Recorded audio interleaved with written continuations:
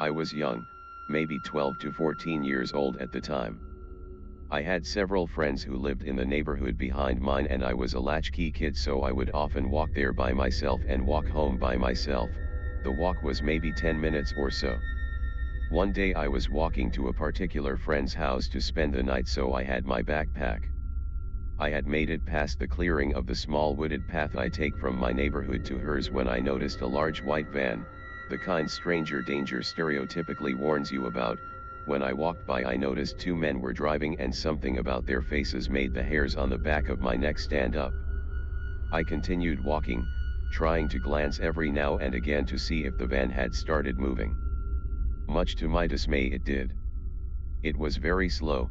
This was a residential area after all. I immediately started running. I turned a corner quick and luckily made it to my friend's house, losing them at the last minute. I was huffing and puffing, as a child with asthma, and so my friend's dad asks what happened and goes outside to see the van is obviously gone. He tells me I watched too many horror movies and I was probably overreacting. A couple days later I was yet again going to sleep at this friend's house, so I have my backpack. This was the early 2000s, so I didn't have a cell phone yet. I clear the same path and notice the same men in the same van, and immediately they lock eyes with me. I pretty quickly realize I'm in danger if they have ill intent. They've seen me, they know which street I'm walking to, and they are close enough to me that if I turn around I'm confident they'll catch me on foot. I book it. I have never run my little asthmatic ass so fast before. To my horror, the van accelerates and is following me up until I reach the street, at which point the man in the passenger seat flung the door open and started chasing me on foot. He was overweight, so I knew my best chance was outrunning him. I threw my backpack, hoping it would either hit him or trip him, and luckily he stumbled over it long enough to stall him a bit. I made it to my friend's house and her dad called the police. They retrieved my backpack, but the men were gone, and unfortunately I didn't catch a license plate. I didn't see them or hear anything about it again until a few weeks later, when we received a letter in the mail from the town police department alerting my parents that one of the registered sex offenders who had moved in years ago was arrested again for attempting to kidnap another child on that same street. He was the one driving. The second man was a new accomplice. They had attached a photo of both men, and even their eyes on paper made my blood run cold. So Mr. Van Man, let's not meet.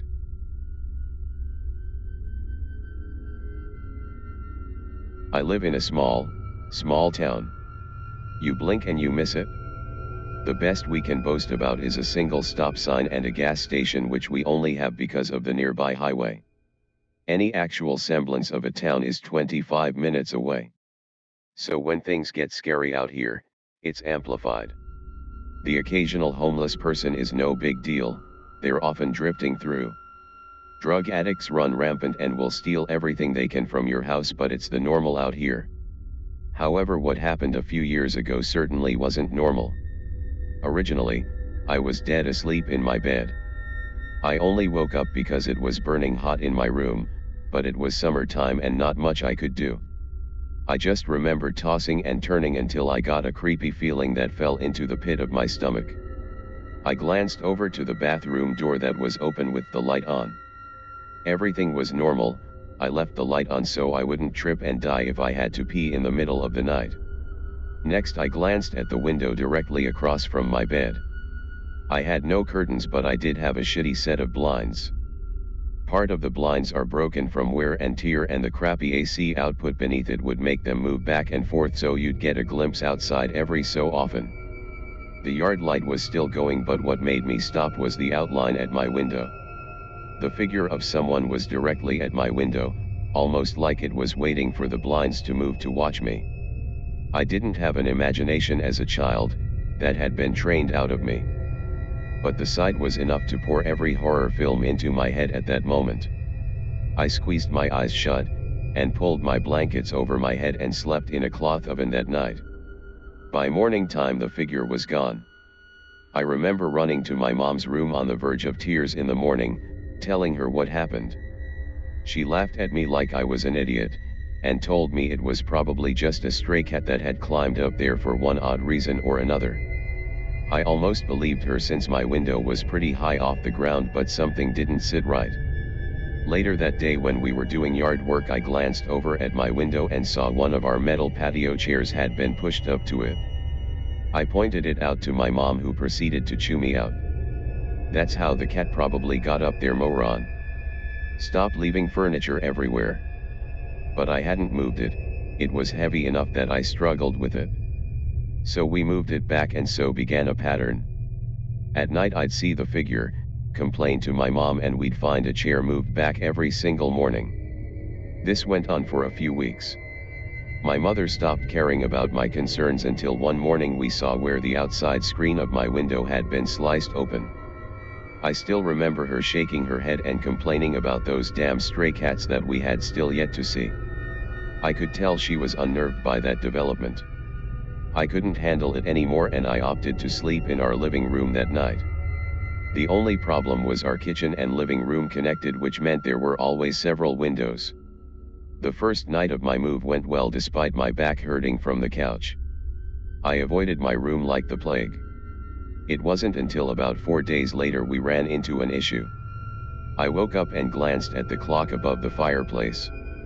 It read a little past 3 a.m. I couldn't realize why I'd woken up until it happened again.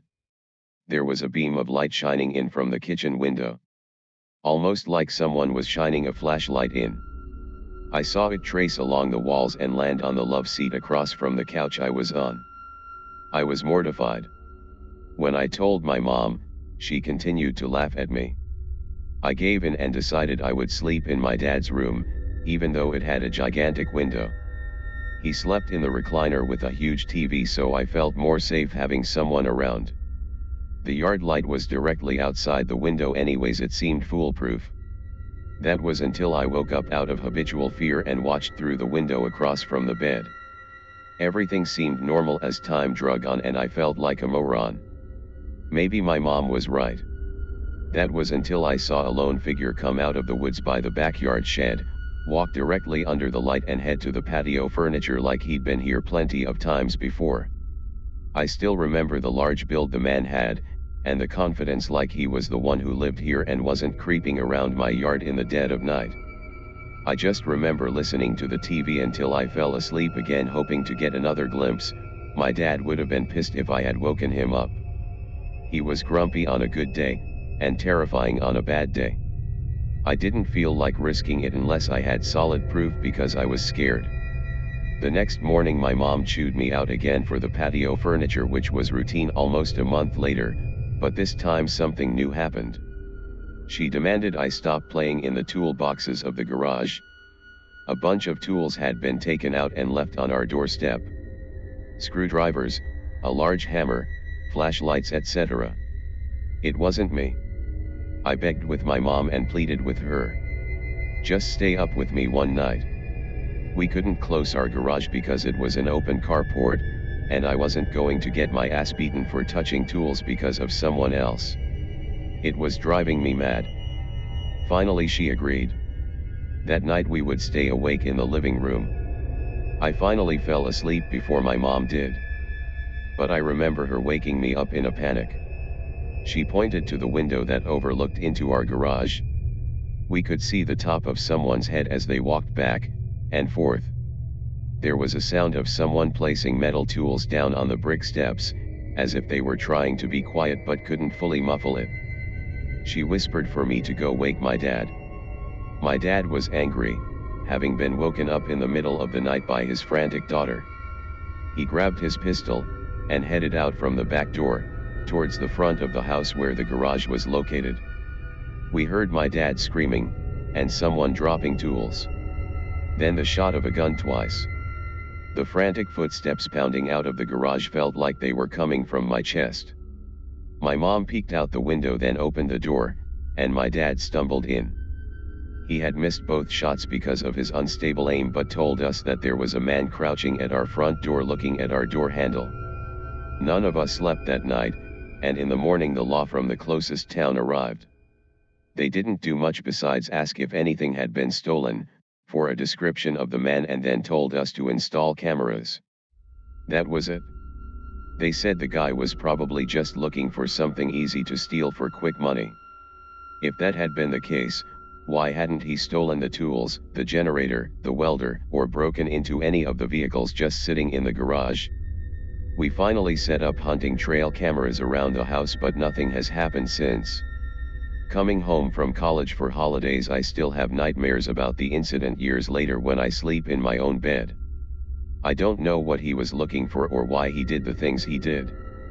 Whatever the case may be, man at the window, let's not meet.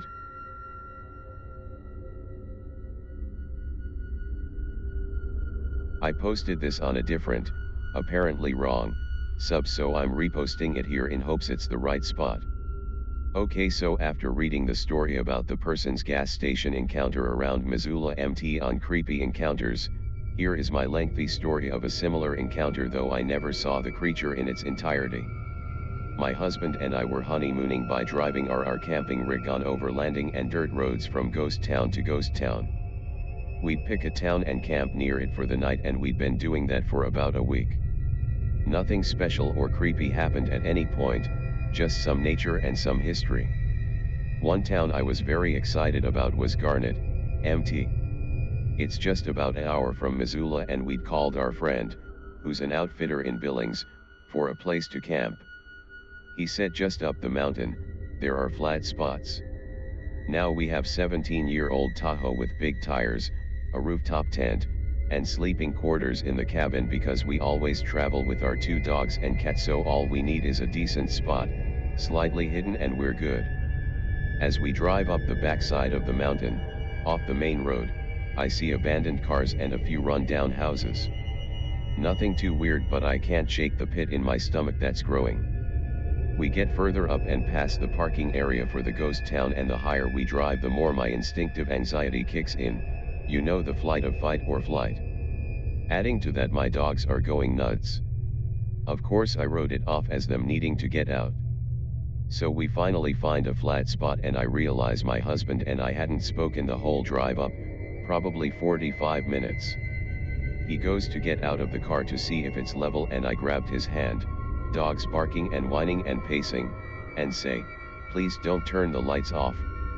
I think I saw eyes before we stopped. He just looks at me confused and says why he has to, but he'll leave the cabin lights on. When he gets out, all I can think about is how it's watching.